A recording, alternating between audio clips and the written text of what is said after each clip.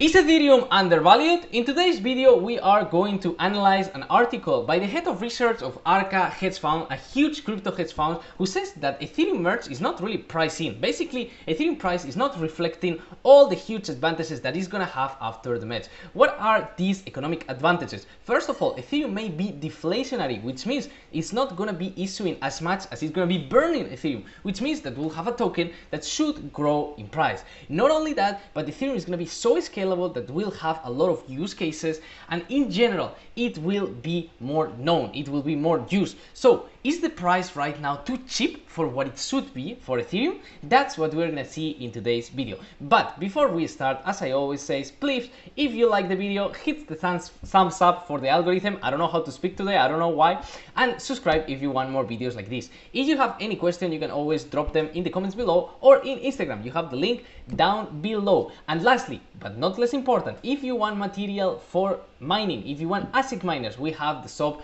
down there. You can just go check it out. If you like the prices, you can come and buy from us. And with all that said, let's go! Okay, so here we are, and we're gonna start with the article. So this article is basically in CoinDesk, and you can see the name of the article is Ethereum merge price in? And the Arca director of research basically saying why they think it's a good idea to buy Ethereum before the merge. So who is Arca? What is Arca? Well, basically Arca is a huge hedge fund in the world of crypto, and as you can see, if you go to their page, basically there is a trusted way to invest in digital assets. That's how fancy people say, basically investing in asset management in crypto. Okay, they basically have different strategies, and it's very funny because they actually have private funds, and one of them is an NFT fund. So as you can see, it's a real crypto hedge fund, and they have $50 million under management in the NFT fund. So it's a huge fund. Okay, this is the smallest fund, and it's pretty big. Okay, so these women manage a lot of money, so we assume that she has some knowledge about it. So let's see what she is saying. Basically, Katie Talati is saying basically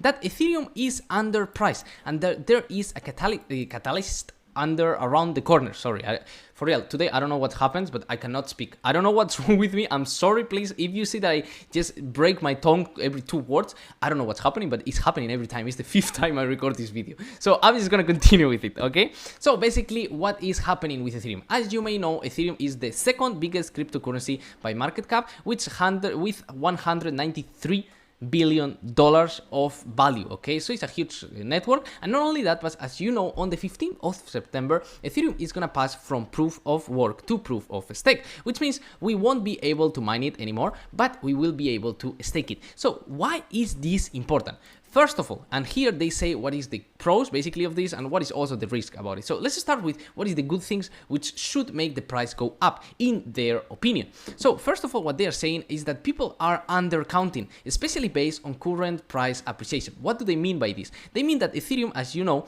since July, when it was $1,000, it went all the way up to $2,000, which is 100% gain in kind of like 1 month approximately. And everything on this was based on the narrative of the merge. It was the merge is coming, Ethereum is gonna do much better. And yes, the price doubled, but they think it's not enough.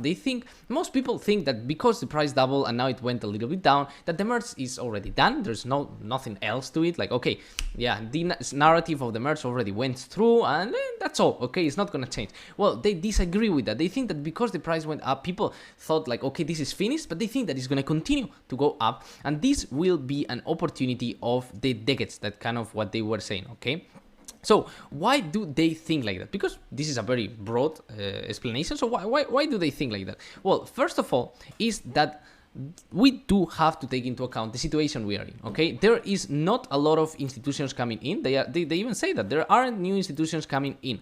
Why there are no institutions coming in? Well, as you may know, since Luna collapsed, most of the people buying has been retail buyers. As you can see here in this graph by Econometrics, by the way, great account, I highly recommend them. They show you who's buying more BTC by the size of their wallet. This is BTC, but it works the same for Ethereum, okay? And at the end of the day, you see that most of the people buying right now is small fish. It's basically people who has less than 1 BTC, people who has less than $50,000. But people who has from 1,000 BTC to 10,000 BTC, which is basically the institutions, have been selling all the way down. Okay, they have been selling. But right now they are starting finally to buy back.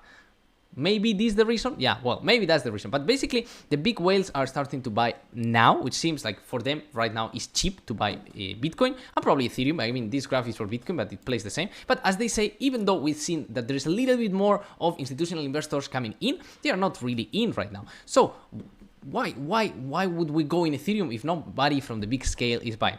Well, the most important point is from a financial standpoint, they say the net issuance of Ethereum supply is going to be net negative. How does this work? Basically, as you know, in Ethereum proof of work, every day more Ethereum is being minted, okay? They have a huge inflation. I think it's like 9% a year, which is basically the same inflation we have right now.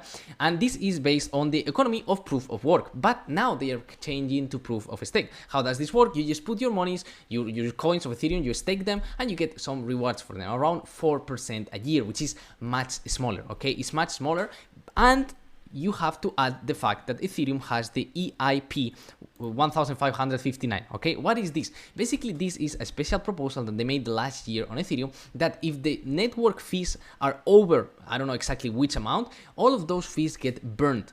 It's not that that Ethereum goes to the stakers, no, it just gets burned, which means that if the issuance is very low, okay, and the burn gets very high, we'll have a deflationary asset. It's very easy to have a deflationary asset right now with how Ethereum is designed, so we will have less Ethereum every time instead of having inflation, which is crazy. So just by simple economics, if you have less Ethereum, price will go up, okay? It's that simple. So that's kind of the main points that they were saying. What is the second point that for them is very important, and I think we should take into account? Basically, when Ethereum will leave proof of work, okay, for the next 6 months, users who staked in Ethereum 2.0 to get that 6%, 4% a year, we'll see what it gets when the Ethereum actually goes out, but they won't be able to withdraw their asset. What do they mean? Basically, if you are doing a staking of Ethereum 2.0, here we have the contract of Ethereum 2.0, and you can see that there's a lot of people doing staking. We have almost $20 billion doing staking right now.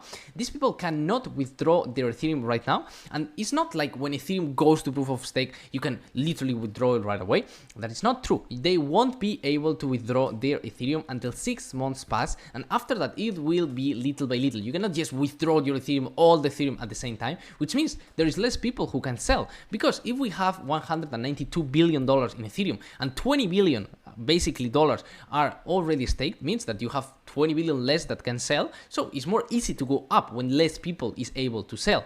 Also, here they will talk after about, will these people want to sell? Because that's another point. Yes, after 6 months they will be able to sell, but will they sell? That's what we're gonna talk next, okay? Because yes, this sounds very good. Basically, if you have a coin that doesn't issue as many cryptos and now is deflationary and people cannot sell it, sounds kind of like a Ponzi, but price should go up, right? That's basically the resume. So is this true? Is this something that free risk, that usual, something that is going to happen 100%? Well, not really, okay? So as I say, they were saying about this, about how the circulating supply will be going lower, and how basically this is like the Bitcoin halving but thirdening, because it's like reducing the supply by 3 times in Ethereum, and price is going to the moon, okay? That's kind of what they're saying. But what are the risks on this way of thinking, okay, on these points? Well, the first risk that they have is Ethereum can be delayed, okay? If you buy Ethereum right now, you are saying that the merge is going to happen, but what if, let's say tomorrow Vitalik comes and say, hey, we are late, Ethereum has to delay the proof of stake pace at least for, let's say, 2 months, okay? This is terrible news for Ethereum, okay? If you buy Ethereum, that's probably gonna drop like 20% as soon as they say something like that. So that's the first risk. If Ethereum gets delayed, the price of Ethereum will probably go down. So it's not a great idea in that case. I mean, it has a risk. This is a huge risk, basically, that they will delay it. Probably not. We are already 15 days away from the merge. I don't think they will delay it that late, but there is a possibility that it will happen. What is the risk number 2 that they have? Well, risk number 2 is that there are a different number of Ethereum forks. What is this? Basically, people who want to keep mining are creating already a fork around the investor Chandler Guo. He's like big guy. He made the fork of Ethereum Classic. And what does this mean? Basically, from the original Ethereum, there will be 2 Ethereums. One will be mineable and one will be not. The non-mineable is the normal one, and they will just fork it and create a mineable Ethereum. If this proof of work Ethereum gets a lot of support, there will be a lot of value that will stay there. And if it stays there, it doesn't go to Ethereum proof of stake. So it's not very good. Obviously, it doesn't help the price to go up. Right now, the situation for this is not very worrying. Like, the price of Ethereum proof of work is $50, which is pretty small compared to Ethereum. I think it's around 3% of the, around 3.3% of the Ethereum price. You can see it here. Ethereum proof of work divided by Ethereum is around 3%. So it's not really worrying right now. But there is some more things that we have to take into account. And one of them is one of the things that we were talking before. What about the people who's doing staking?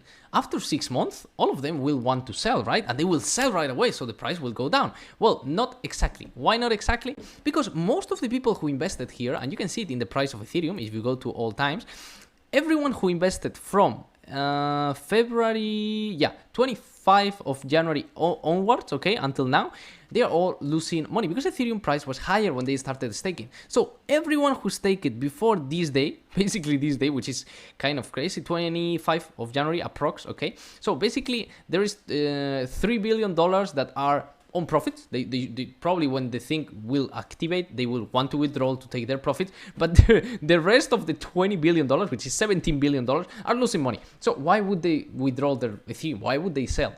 Maybe they want to sell, obviously, maybe they just need to pay the bills and stuff like that. But if you already have your Ethereum stake and you're seeing a loss, what do you do normally? You just turn around and you go back to work and you're like, I'm not gonna check my Robinhood again, you know?